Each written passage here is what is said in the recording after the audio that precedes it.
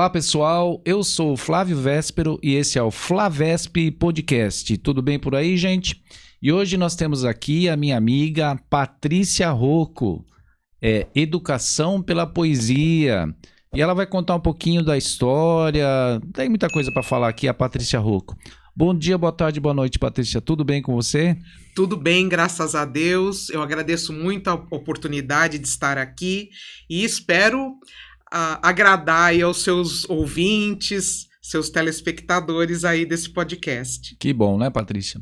Então, Patrícia, você que gosta muito dessa arte, né, a arte da poesia, da trova, da palavra, conta um pouquinho, eu não sei se foi através já dessa arte que você começou, mas como que você começou na arte, assim que te despertou? Como foi? Olha, eu devo muito à minha mãe, porque ela sempre incentivou.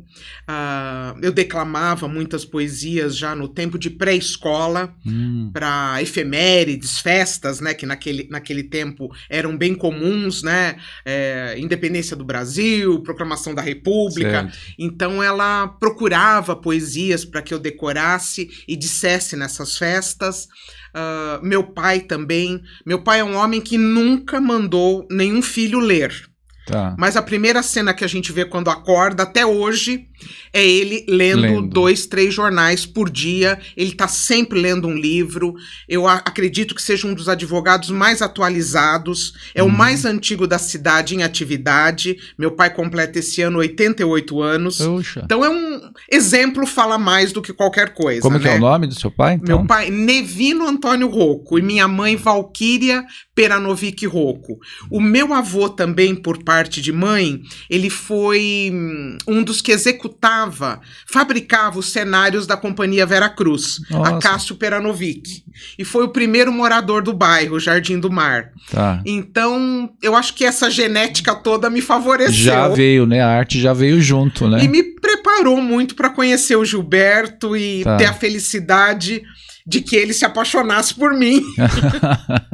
É uma bela história, né? Bela história. É uma bela história. E assim, você começou com quantos anos? Então, você já pequenininha, vendo lá seu pai ler, e aí você começou a despertar na leitura também? 5, 6 anos já. 5, 6 anos. Meu pai disse que eu comecei a ler muito cedo mesmo.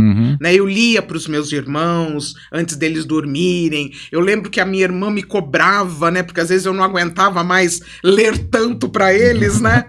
E ela queria saber o final das histórias. Por fim, eu lia tanto, às vezes, a mesma história que ela decorava, mesmo sendo muito pequena, ela passava os dedos, né, pelo livro, como se ela estivesse lendo, né? Entendi. E você tem uma irmã, é isso? Eu tenho 2 irmãs e 2 irmãos. Ah, não tem a ver com arte também, esse povo, não?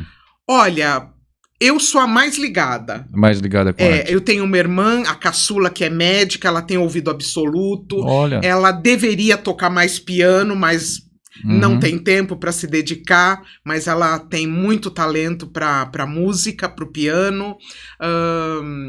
A minha irmã mais velha, a Letícia, né? A que tem talento para música se chama Priscila. Ela é psiquiatra. A que tem talento para teatro é a Letícia, ela é engenheira. Eu espero que agora, né, à medida em que eles forem aí se desvinculando do trabalho oficial, eles se dediquem às artes, né? Mas já tá no teatro da vida, vamos dizer assim, né? Já falou tudo. Né? Tá caminhando no teatro da vida. É isso mesmo. E aí você despertando com 6 anos, né, lendo ali, o que você lembra, o que você lia, o que você gostava, tinha alguma preferência? Olha, eu lia de tudo, gente. Até receita culinária. Eu gostava muito de inventar e a minha mãe me dava muita liberdade para isso. Sabe, eu era muito pequena, mas ela permitia que eu fosse para um fogão. Claro, sob a supervisão dela, mas eu tinha espaço para criar. Entendi. Eu aprendi a fazer crochê com 10 anos, graças a uma madrinha, né, Alice Rocco, que me ensinou a fazer roupa para as minhas bonecas. Então, o universo da arte, de valoração e valorização do artesanato, muito cedo, quando eu manifestei a vontade de aprender a pintar, eu estudei na ASBA, para quem é aqui de São Bernardo, conhece, né, tive essa felicidade. Era ali na, como é que chama ali? Perto da Picholé, acho que é Padre Lustosa ali, eu acho que é. Padre Lustosa, na Padre né? Lustosa. Hoje nem sei mais o que Hoje é acho que ali. era uma escola cooperativa, não sei se ainda tem. Era acho que Primo Gerbelli, Uma coisa escola, assim. pessoal antigo de São Bernardo. Então a minha mãe, ela dava essa liberdade e ela investia muito nisso. Meu pai sempre nos presenteou com livros de histórias. Certo. E livros muito bonitos, muito bem ilustrados. Tanto é que eu lembro que eu ganhei a primeira boneca com 7 anos, mas eu não sentia falta nenhuma desse tipo de brinquedo. Porque a minha mãe não tinha essa... Eu falo, hoje tem gente que fala tanto em sustentabilidade, mas entocha a casa de plástico. Porque brinquedo não passa muito disso. Certo. Minha mãe não. Minha mãe dava, às vezes, legume, tampa de panela, para que a gente criasse os nossos próprios brinquedos, né? Tá. Então, daí pra poesia, pra arte, eu falo que tem, acho que um tripé que sustenta a educação.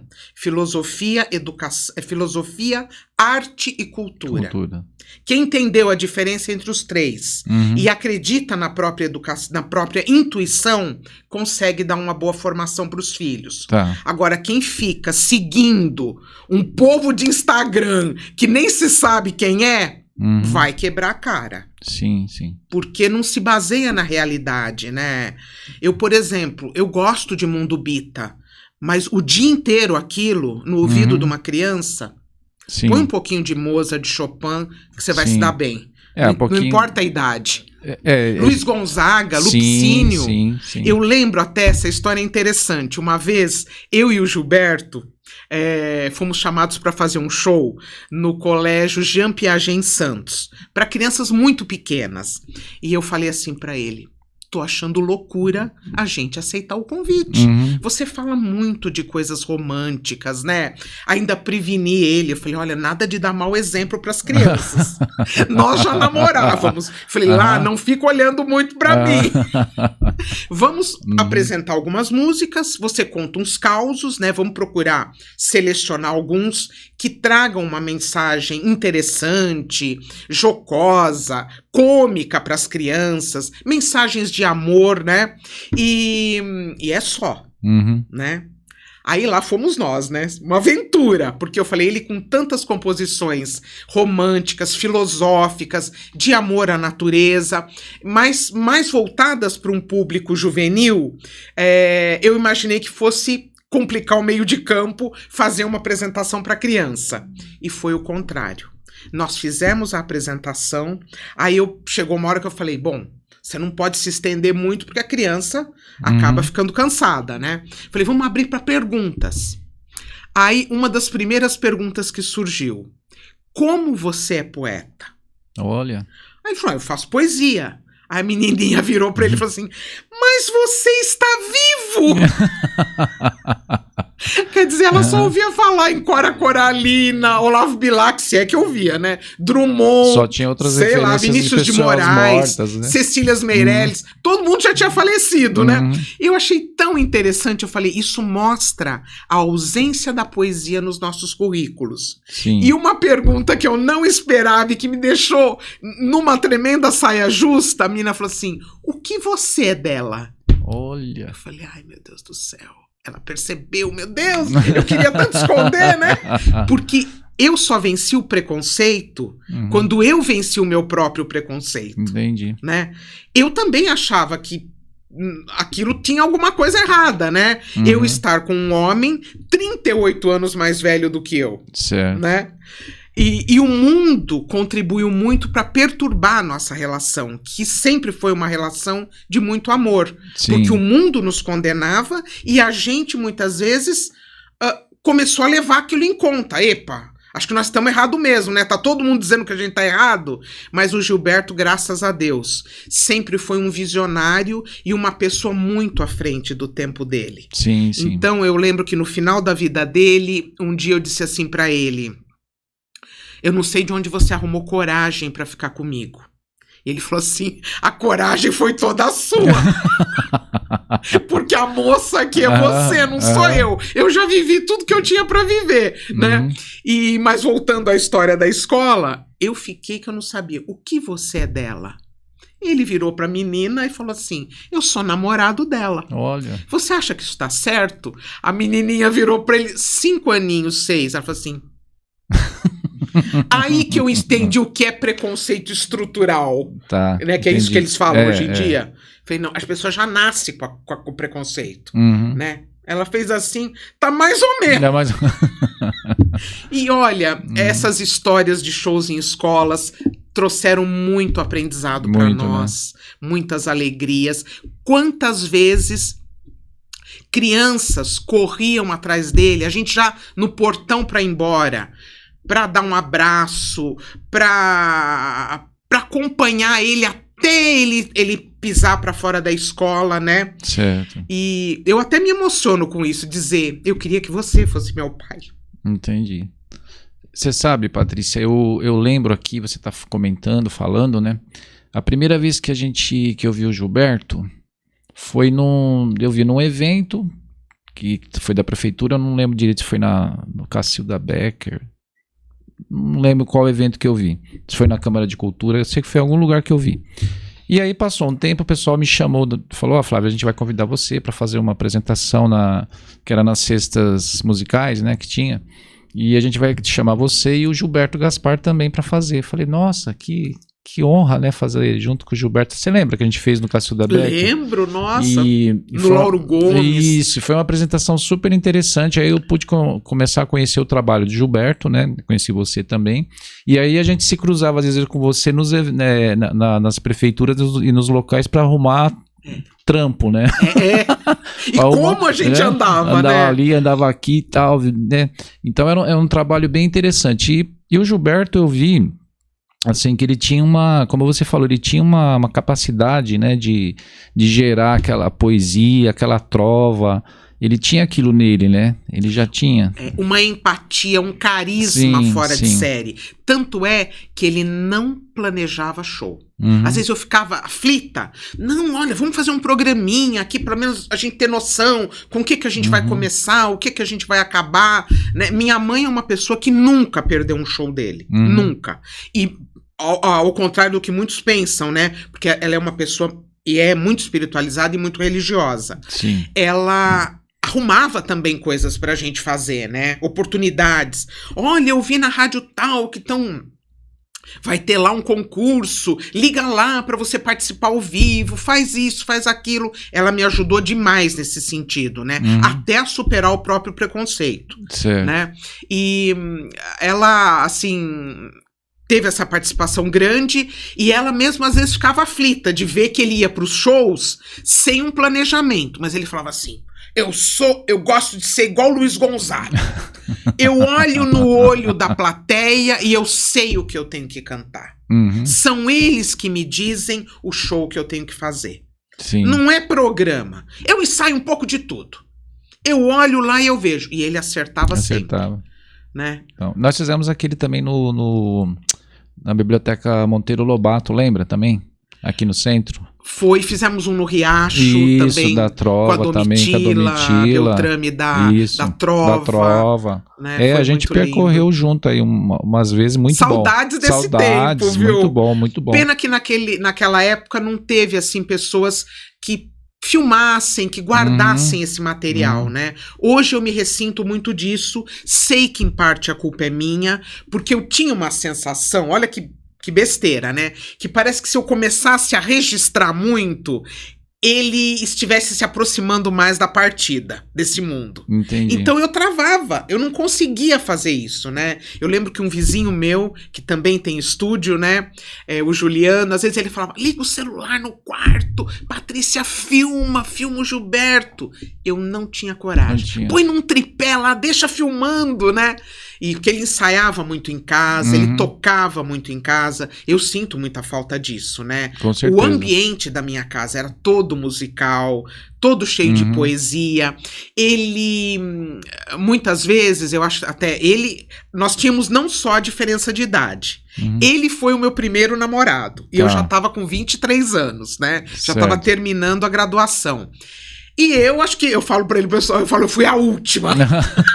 Porque ele era muito namorador, uma pessoa, assim, muito apaixonado pela vida, pelas mulheres, né? E eu nunca recriminei isso. Porque isso era um apreço, né? Pela criação de Deus, né? Eu sempre vi assim, né? Eu sempre deixei, eu falo, olha, eu cuido da minha vida, eu não vou ficar controlando a vida dos outros, esse negócio de cena de ciúme, eu acho que isso revela uma grande insegurança da mulher, né? E não uma prova de amor, eu nunca vi por esse lado. Eu acho até que a violência contra a mulher tem muito disso, né? Eu lembro que quando saiu a Lei Maria da Penha, ele ficou indignado. Mas não é possível! Isso é uma covardia, um negócio desse, um cara bater numa mulher, né? E ele me acompanhava no meu trabalho. Ele via muito isso.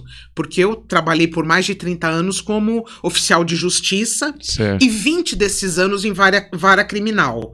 Eu falo, foi aí que eu realmente validei o meu diploma de pedagoga pela USP. Tá. Porque ali eu lidei com todo tipo de adolescente, de criança, levei muita criança para abrigo, né? Com relacionamentos que só tinham aparência de relacionamento saudável, porque uma mãe estressada, um pai irritado, não adianta o discurso ser diferente. Porque o que passa para a criança é o teu tom de voz, às vezes não é nem tanto o conteúdo, né? E eu lembro que nessa época da Lei Maria da Penha, ele escreveu assim: mulher comigo é no laço e uma iapa bem comprida. Dá-lhe uma surra de abraços no quintal da minha vida. Olha que bonito. Lindo. Que bonito, hein? Ele era muito especial. Vocês me desculpem a emoção. Não, mas é válido assim, Patrícia. Você tá falando, eu tô lembrando muita coisa também com ele ali, né? A gente no camarim, até no Cacilda. E na hora ele já tava criando coisas ali, falando, fazendo... A gente sendo coisas diferentes, que é tocar, e ele já estava criando, né? Então era instantâneo. Ele criava com uma facilidade. Eu lembro assim que ele me... Nem sei se deu para entender a trova que eu falei, porque eu fiquei tão emocionada, eu vou repetir. Repete. Pois eu pego, eu não perco os ganchos, viu? Era assim... Mulher comigo é no laço e uma iapa bem comprida. Dá-lhe uma surra de abraços no quintal da minha vida. Olha. E... eu até me preparei para não ficar assim, mas não tem jeito. Eu falo dele, eu tenho saudade. Claro, com certeza, porque além de ser uma coisa recente, né, que não deixa de ser, você tá falando aí que nem minha mãe. Minha mãe fez agora 2 anos que faleceu, lembra? Que a gente até se encontrou uma época, ela tava um pouco ruim e tal. E aí ela fez 2 anos agora em fevereiro, né? E aí ela passou um bom tempo com a gente em casa, nesse tempo que ela ficou ruim, ficou se recuperando e a gente cuidando dela, tudo em casa, né? Então, vira e mexe, às vezes eu tô num momento assim, fazendo alguma coisa, eu lembro dela, de alguma coisa, de alguma situação, né? Então isso fica na gente, fica, né? E é uma coisa que a vida vai mostrando pra gente que vai indo, vai passando, mas eles estão ali com a gente, né? É aquela coisa que aconteceu, né? E que é presente ainda, né? A poesia do Gilberto é ainda hoje uma fonte de autoconhecimento muito forte para mim. Eu falo, por incrível que pareça, eu ganhei autoestima através do que ele escrevia para mim. Certo. Né? Foi assim que eu consegui autoestima. Porque eu era uma pessoa super complexada, né? Muito criticada dentro de casa, porque essa parte artística nunca é bem aceita. O fato de eu ser gulosa, eu sou mesmo, adoro comer, sinto muito, quem não gosta não olhe. Curto um doce, falei, se tiver outra vida e forem colocar alguma coisa pra mim na encruzilhada, nada de galinha preta, gente, eu gosto de brigadeiro só em churros, que além de doce é frito, com exceção do brigadeiro, né? Então, hoje eu vejo assim, eu não condiciono mais um padrão de beleza a isso, graças a Deus, né? Então, pra mim, ele foi muito libertador. Era um homem que me aceitava do jeito que eu era, que gostava de mim do jeito que eu era. Então eu falo, não troco e não trocaria ele por ninguém. Entendi. Né? Quem critica, mas você não gostaria de estar com um cara mais novo? Mas você com aquele velho... Eu não vi essa idade. Eu lembro que quando eu era pequena, eu gostava muito daquele filme Feitiço de Áquila. Passava muito na sessão da tarde. O meu sonho era viver aquele filme. Porque eu falava, gente, o outro me olhar com olhos diferentes, né? E eu encontrei isso. Tanto é que eu falo, eu sou devota de Santo Antônio, de São Bento, de Santo Expedito, de Nossa Senhora Aparecida, que graças a Deus puseram no meu nome, mas eu nunca pedi marido para Santo Antônio. Eu quero viver um grande amor. Foi o que eu sempre pedi para Santo Antônio. Fui atendida, porque foi um grande intercessor junto a Deus. Provou, foi meu advogado lá do outro lado, né? E tudo isso, né, foi compondo a nossa vida. Ele sempre gostou que eu apresentasse os shows, Sim, né? Eu lembro. Ele, se outra pessoa fosse apresentar, ele ficava incomodado. Sim. Aí eu vi um pouco da insegurança dele. Ele falava, não, se você apresentar, as pessoas já vão me olhar com outros olhos. Elas já vão assistir o show gostando do que eu vou fazer. Porque você passa essa imagem. E eu não tinha consciência disso. Foi até interessante uma outra história que aconteceu. Uma vez nós fomos no Sesc Vila Mariana, se eu não me engano, assistir um show. E na saída tinha que pegar lá elevador, e o elevador não vinha, e a gente ficou ali um tempo ali aguardando esse elevador, e se aproximou de nós um casal. Né? E a gente ali, naquela expectativa, e o Gilberto, né? Ele sempre foi muito gentil, muito cortês, muito tudo, né? Ele virou para esse casal e falou assim, vocês gostariam de ouvir uma poesia? Ele adorava mostrar o trabalho dele, né? Aí o casal falou, por que não, né? Tal. E ele falou o Diálogo das Rosas, né? Que era uma poesia que todo show tinha que ter. Falou o Diálogo das Rosas e no final a moça tava assim, escorrendo lágrima dos olhos dela, né? Aí ele falou assim pra ela, nossa, como você é emotiva, como você gosta de poesia. Ela falou assim, eu não tô emocionada por causa da poesia. Eu tô emocionada de perceber o olhar de admiração com que essa moça olha pro senhor. E falou de mim. Nossa. Eu falei, gente, é uma prova de que eu amo mesmo esse cara. Eu não posso me deixar levar pelo que os outros dizem. Porque a gente sofreu um bombardeio tão grande. Eu falo, por que o nosso relacionamento incomodava tanto, né? Sim. Porque as pessoas que eram contra, elas eram infelizes, eu não tenho dúvida disso, né? Sim. Até ele dizia assim, meu pai sempre falava, fuja de gente infeliz, fuja! Nem sempre a gente consegue, né? É verdade. E é uma verdade isso. Eu lembro que pouco antes da gente se casar, eu fui fazer aquele check-up geral pra casar e tal, e quando eu contei pra médica que eu tinha 38 anos a menos que o noivo, bom, ela virou pra mim e falou assim, mas você vai casar com esse cara? Você é um troféu pra ele, minha filha. Gosta de você nada, ele tá com você por causa da sua idade.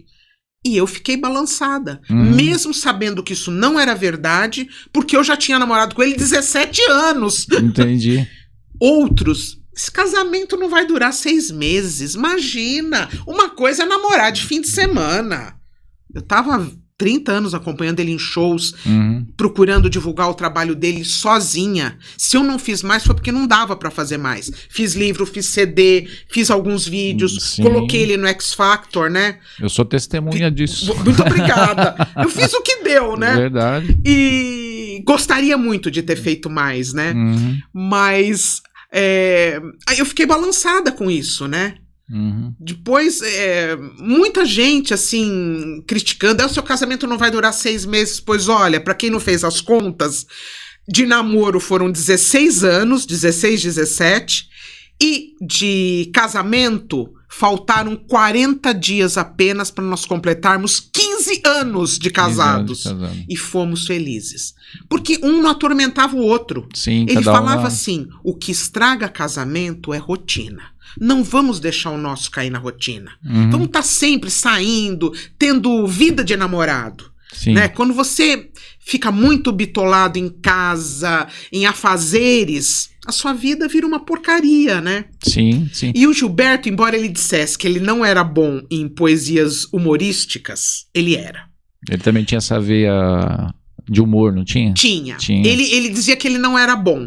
Mas uma vez, para que vocês entendam assim, como ele era rápido na criação, né? E ele não tinha o primeiro grau completo. Eu falo que ele foi muito abençoado por Deus, e Deus nos deu esse sinal, porque ele nasceu num dia de Corpus Christi, às 11 horas da manhã, e faleceu numa noite de Natal. E isso ele deixou registrado em poesias. Ele tem uma poesia que diz: quando a noite enorme calar meu verso e vestir de silêncio a minha voz. Ele está dizendo que ele via que ia acontecer, né? E ele morreu às 8h19 do dia 24 de dezembro de 2021. Certo. Né? E essa facilidade pro humor, né? Eu lembro, uma vez nós fizemos uma viagem para um concurso de trovas, né? Uma premiação, que na UBT, que é a União Brasileira de Trovadores, se chama Jogos Florais. Isso é muito legal, porque trovadores de outros estados promovem os concursos e chamam os premiados para irem até lá.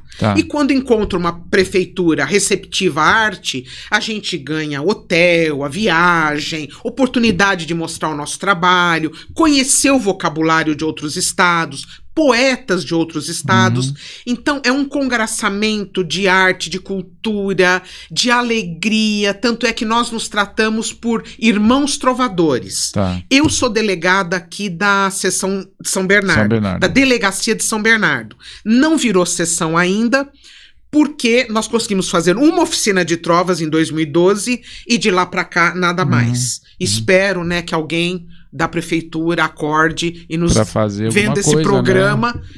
E dê uma oportunidade, porque é algo tão sensacional para os jovens. Nós fizemos ali no Ferrazópolis. Eu lembro disso. Nossa, foi como aquelas crianças se apegaram a nós. Muito do problema educacional de hoje é que o pai entrega a educação para a escola. E a criança não tem um pai, uma mãe que cumpra seu papel, que dê atenção. E muitas vezes encontra o oposto. Uma super atenção que transforma a casa em escola. Sim. O que é outra roubada, na minha opinião. Nem 8, nem 80, né? Tem que ser uma coisa meio equilibrada, não é? Você quer transformar seu filho, que ele esteja mais à frente dos outros, é uma correria. Isso só cria um futuro adulto ansioso. Nada mais. Nada mais. Porque tudo tem o seu tempo de aprendizado e de saborear. Tanto é que sabedoria e sabor tem a mesma origem, né, a palavra. Mas aí, voltando aos Jogos Florais do Rio Grande do Sul, de Porto Alegre, nós fomos para lá. E eu muito preocupada, né? Puxa, o Gilberto é tão bom, o Gilberto é criativo, mas o Gilberto não tem estudo. Ele não pode perder o concurso, porque de repente ele não fez algo, né, com a escrita correta. Eu era muito presa nisso. E aí, na hora lá, eles fazem um tal de concurso relâmpago. Certo. Né? Então, dão um tema e você tem que fazer na hora. Né? E eu que não faço, querendo dar palpite na criação dele. E aí eu sei que na nossa frente sentou uma promotora pública que era, acho que de Alagoas, muito culta, muito inteligente, e uma vencedora de concursos, né? E ela se chama Maria Nascimento. E muito assim, meiga, uma pessoa que tá ali mesmo para servir o próximo, né? E é uma irmã, essa pode se chamar irmã trovadora mesmo, né? E aí ele fez, e eu peguei da mão dele, eu nem li, e dei para ela. E falei assim, olha, vê se tem algum erro. Nossa, pra que eu fiz isso? O Gilberto pegou, tomou da mão dela e falou assim, eu quero concorrer com o que eu fiz. Nada de... Se tiver erro, eu perco, não tem problema. Mas se ela mexer nos meus versos, o mérito vai ser dela se ganhar, não vai ser meu. Eu quero concorrer, eu vou concorrer com o que eu fiz. E eu fiquei morta de vergonha, né? Aí parei de falar com ele. Não falo mais. Quando a gente chegou no quarto, e ele, mas você vai ficar assim o resto da festa? Eu nada. Não falo mais com esse cara. Emburrei, né? E ele falou assim, você fica tão feinha quando você fica de tromba. E eu nada, né? Não vai conseguir me vencer. Né? Tudo bem. Aí passou a noite, no dia seguinte eu acordo de manhã, tem uma trova. Fez uma trova com a... Pra mim, na cabeceira da cama. E lá na hora, realmente, depois que a gente saiu da mesa, né? Eu falei mesmo, falei, escuta, não precisa ser cavalo com os outros. A ideia foi minha dela olhar a trova. E, né? Aí ele escreveu assim, direitinho, a trova perfeitinha, hein?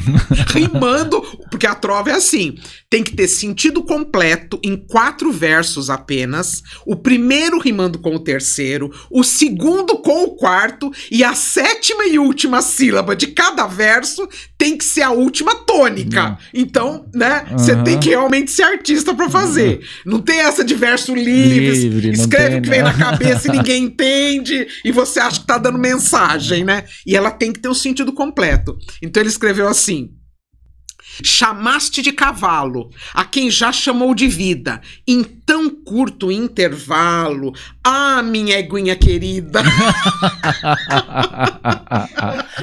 Ele era muito bom e dizia que não era bom em humor. Era. Na época da Lava Jato também surgiu um concurso, o tema era propina. Falou, Patrícia, você lê tanto jornal, você se interessa por política, escreve, ó, propina. Aí eu vou pegar o dicionário de rimas e vou ver o que rima com propina. Aí fui lá fazer uma lista do que rimava com propina. Agora eu vou pensar o que eu quero dizer, né, sobre propina. Né, um crime e tal, eu acho feio, né, vamos pensar. Enquanto eu penso, ele já veio com a trova pronta. Já fez. Mas ficou tão boa. Eu achei até uma judiação ele ter ganho só menção. Porque ela é tão singela e tão educativa que eu falo, como você foi simples, né? E matou em cima, né? Ele escreveu assim: Lava Jato essa propina. Ah, meu Deus, que coisa feia. Ver toda essa gente fina ocupando uma cadeia. Ele era sensacional. Esse era o meu marido. E Patrícia, Muito agora, rápido. aproveitando esse gancho que você está pincelando toda essa passagem do Gilberto, né? Tudo que ele fez e que continua vivo, né? E na parte dele, assim, então, o que ele fez, assim? Ele fez CDs, fez os livros. Você poderia falar um pouco desse trabalho que ele deixou pra gente? Do que ele fez? Qual foi as obras dele? O que ele fez de mais importante, que deu maior felicidade, assim, mais felicidade pra ele, foram as apresentações em asilos, né? Certo. Ele com mais de 80 anos, né? Ele trabalhou por 10 anos pelo projeto Reviver, que era um projeto desenvolvido pela Secretaria de Cultura de São Paulo, em parceria com o Abaçaí. Né? Tá. Que era lá do Toninho Macedo, Sim. faziam um trabalho, promoviam o Revivendo São Paulo, projeto sem comentários, de tão sensacional que é, né? E que precisa ser cada vez mais incentivado.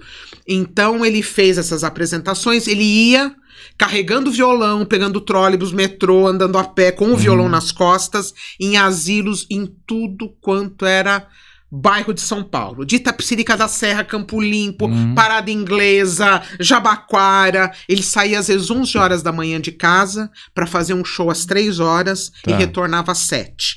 Mas ele dizia, eu não vou lá só fazer show.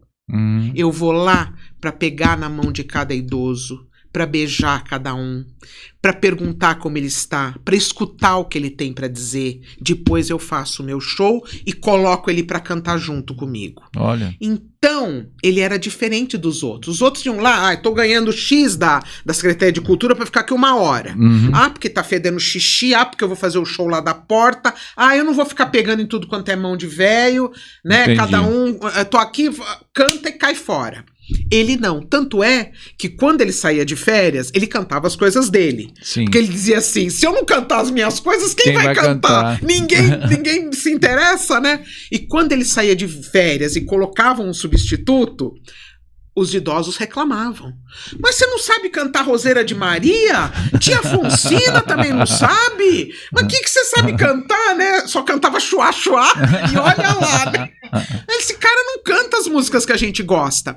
E era um trabalho fundamental, não só por ser um show ao vivo e por ter esse contato físico. Era uma visita que eles recebiam. Sim. Mas se coloque no lugar do idoso. Você enxerga mal para ver uma TV.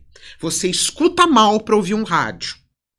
Então, é diferente você ter um show ao vivo e alguém te olhando olho no olho, alguém, poxa, hoje você tá meio tristinho, o que aconteceu com você, né?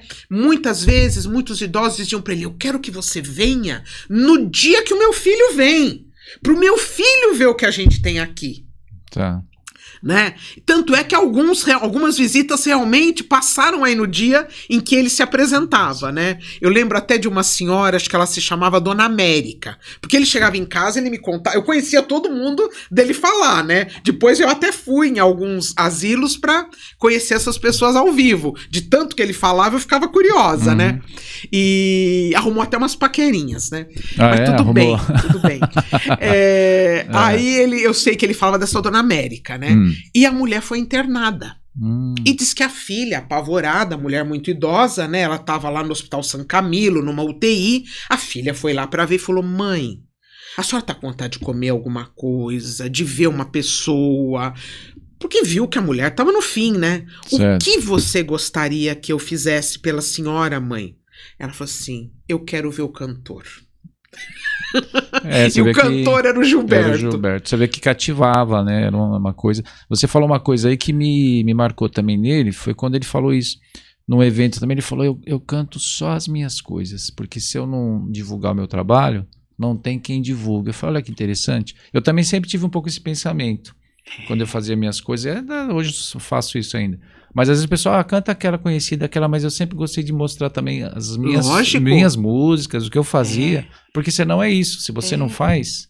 E ele assumia isso. Assumia, isso que é o mais interessante, justamente. Ele não tinha pudor de dizer. Né? Não, eu lembro. E dessa história ainda da Dona América, olha para vocês conhecerem o final. A filha precisou pedir uma autorização, né? Como é que um cantor vai entrar lá na UTI, né? Aí quando ele chegou lá, ele me contou, porque ele chegou tarde em casa. Eu falei, nossa, você não conseguiu entrar? Não, precisou esperar uma autorização para eu entrar com o violão. Porque não podia entrar o violão. Certo. Mas e depois? Aí depois tive que esperar. Ela queria se maquiar pra eu não ver ela muito feia. Eu falei, olha, agora ela acabou comigo, poxa, às vezes eu não tenho essa preocupação. Não, ela fez a filha dela fazer uma maquiagem nela. Ela não queria que eu visse ela feia. Olha. Então era assim, era muito interessante. E depois contaram isso pra nós, não sei se é verdade, que o senhor André Matarazzo cancelou o projeto porque não dava visibilidade fazer esse trabalho para idosos. Imagina. Então precisa fazer coisa que dá voto, sabe? É uma tragédia, né? Mas hoje... Eu tomei uma birra desse cara. Mas hoje não tem mais, então, esse projeto. Que eu nem devia ter mencionado o nome dele, sabe?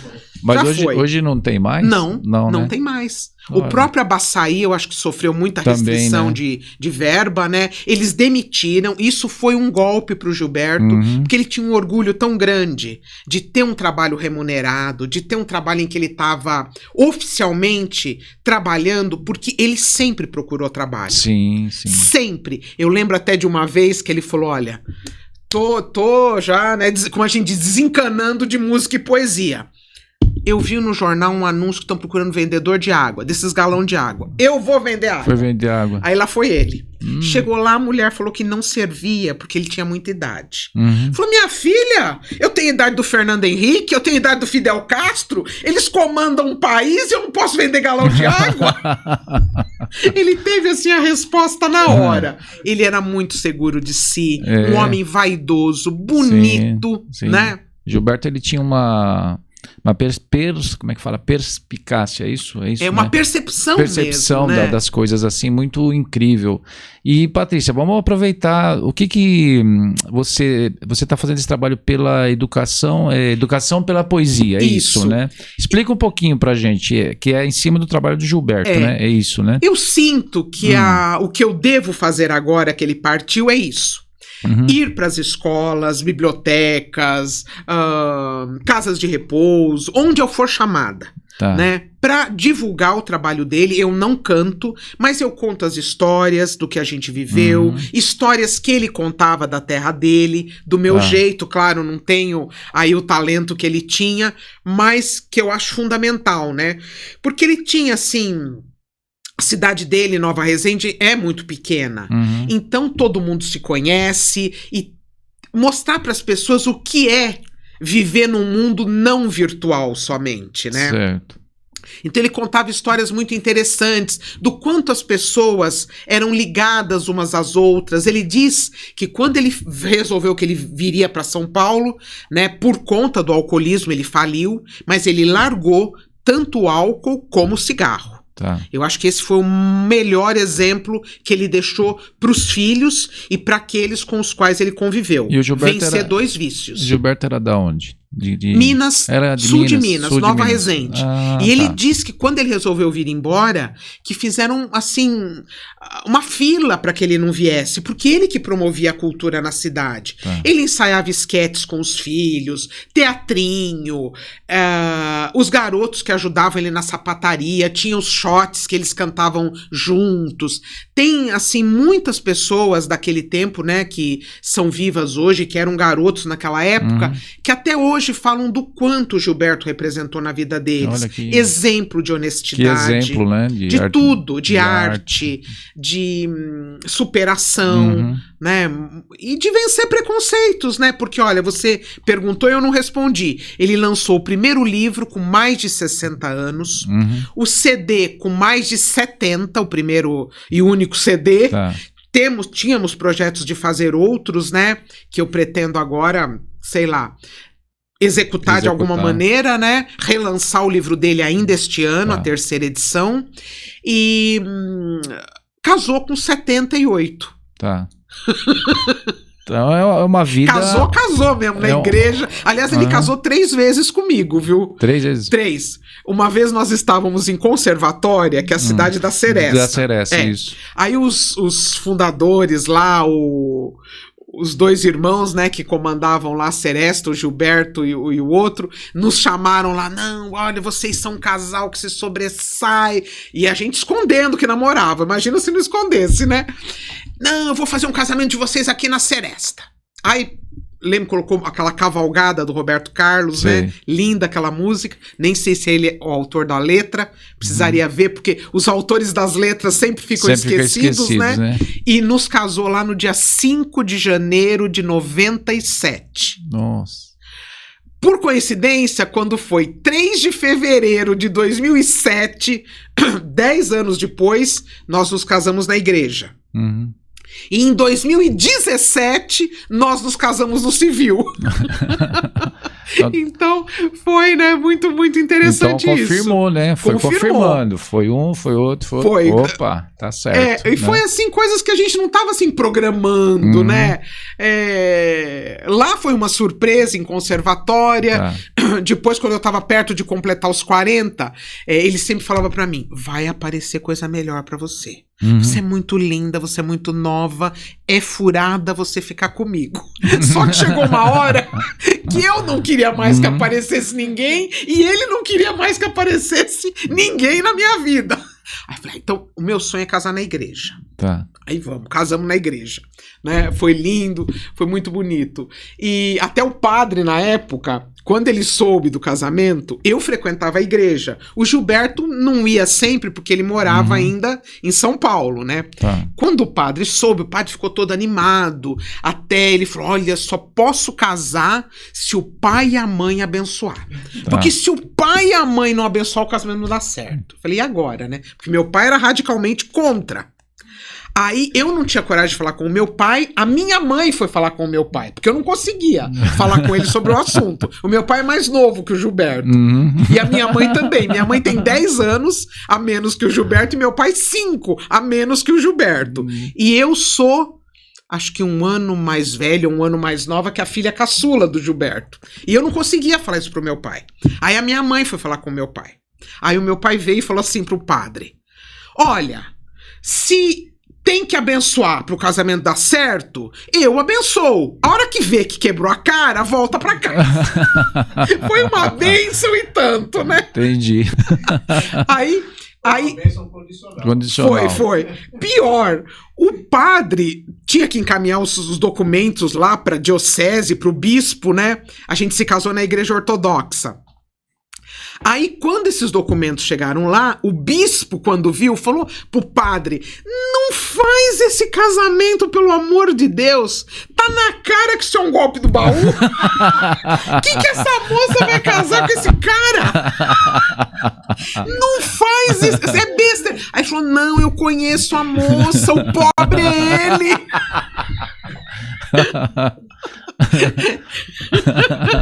Não faz, isso é golpe do baú, né? Aí casei, fiquei feliz da vida. Quando foi 2007, eu sou funcionária pública e queria que ele tivesse direito ao Hospital do Servidor, né? Falei, não, então vamos casar. Ele tava já com alguns problemas de saúde, não tinha nenhum apoio assim nessa parte, né?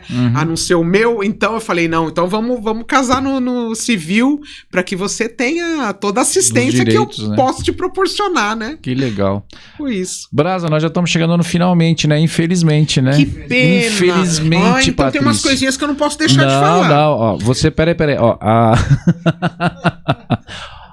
nós estamos aqui com a Patrícia Rocco, que ela é da Educação pela Poesia, né? Minha amiga, a gente fez muita coisa junto já, contando a história do Gilberto Gaspar. Então, Patrícia, infelizmente, no nosso finalmente, você dá os seus recados aí, como as pessoas te acham, o que você tiver de falar mais aí, ótimo. Tá bom? Muito obrigada. Eu agradeço, olha, de coração mesmo você tá aqui, viu? Olha, foi uma hora que eu não senti passar. De coração. E espero ter acrescentado alguma coisa àqueles que assistirem o programa até o seu final.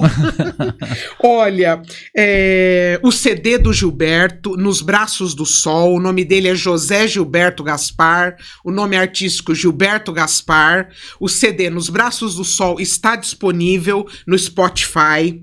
O livro com o mesmo título, pretendo relançar esse ano ainda. E estou à disposição para qualquer escola, sem nenhum custo, né?